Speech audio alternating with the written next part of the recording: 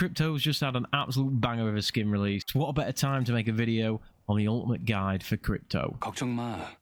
I'll find you. I truly believe that Crypto is still one of the biggest misunderstood legends when it comes to Apex Legends. The amount of people that play him completely wrong and don't utilize his kit to the best of their abilities is absolutely unreal. And to be honest, this is why I believe that his pick rate is lower than it should be. Because if you're playing him wrong, then he's not going to do as well as he could be doing. And in reality, if you play him right, or if you play him to his strengths, he's going to be so good and he's going to be such a menace to other teams. So I'm going to be going over the main points to make sure that if you pick up Crypto, when you start a game in Apex Legends, you're getting the absolute best out of his kit and you'll be just bulldozing through those other squads. So I'm going to start by showing you his passive, tactical and ultimate. Now I'm not going to break these down into all three because they all kind of link. Now, as you know, Crypto, all of his abilities revolve around his drone.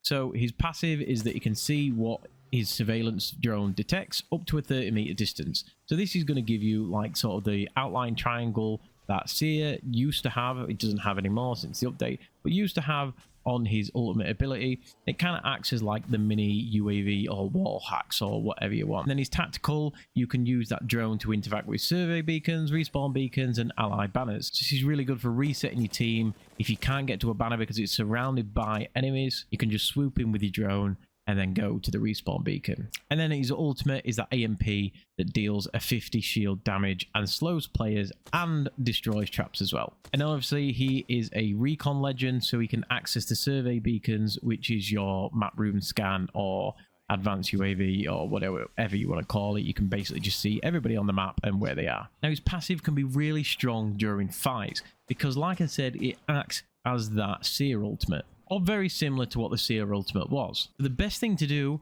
or the best thing I find to do, is just before you get into a fight, just before you pull up on that enemy team, just chuck your drone up in the air. Just look in the air and just chuck your drone up in the air. Because anybody that's around you within a 30-meter distance is going to get highlighted by your drone. Now, yes, the drone can be easy to shoot out. It's going to work one of either two ways for you. The enemy's either going to look up your drone and start trying to shoot your drone, which means they're not going to be shooting you, which is great because you're just going to get free shots on them. Or they're not going to shoot the drone, they're going to shoot back at you, but then they're going to be highlighted for your teammates so your teammates know exactly where they are without having to ping, comm, or anything. They're just going to be highlighted on the map through walls. They're going to be able to see exactly where that person is to come and help you. Can't stress how important it is that before you get into a fight, you need to be throwing that drone straight up in the air, because it is just a free UAV. If it gets destroyed, fair enough, then concentrate on the fight. But if it doesn't get destroyed, then you've got a free wall hacks in that little 30-meter radius, and it helps you out so much more than you think you would. Obviously, it's tactical. We've gone over that very quickly.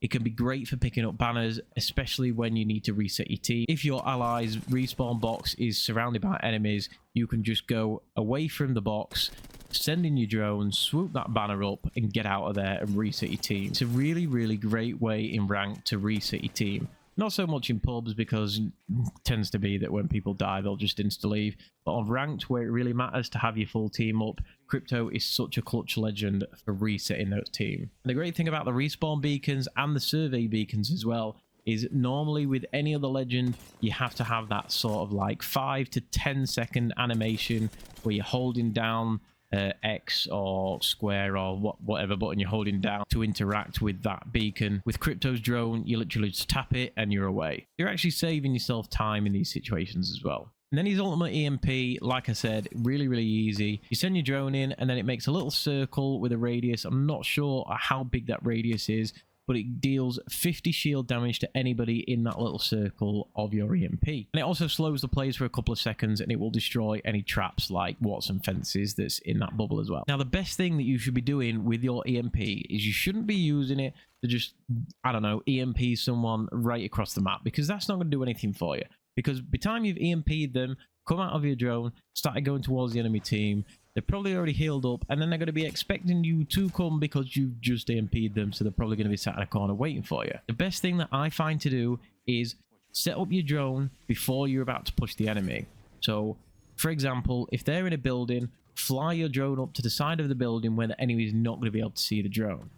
Just before you push into that building, you can press your ultimate button, whichever that'll be, whether that be Z, whether that be your two bumpers on your controller, So if you EMP them just before you enter that building so it doesn't affect you, because it will damage you and it will slow you and your teammates if you are in that bubble, you can damage the enemy team, slow them, so by the time that you get into the building, if you time it right, they will be either healing up and you'll be able to catch them off guard, or they won't have healed up because they'll be waiting for you to come in, and then you've already got a 50 damage upper hand on your enemies. Now, like I say, this does take a little bit of practice to get the timing right, but once you manage to do this, it will be absolutely clutch to do this every time that your EMP is there, and it really, really will help you get that upper hand on the start of a fight. Now, the biggest thing for Crypto that I see people playing him wrong, they basically see that all of his abilities revolve around the drone, and they start to play him kind of passively, and that's really not what Crypto's about. His drone scans enemies when it is near them, and the drone's ultimate is to use an EMP which damages the enemy.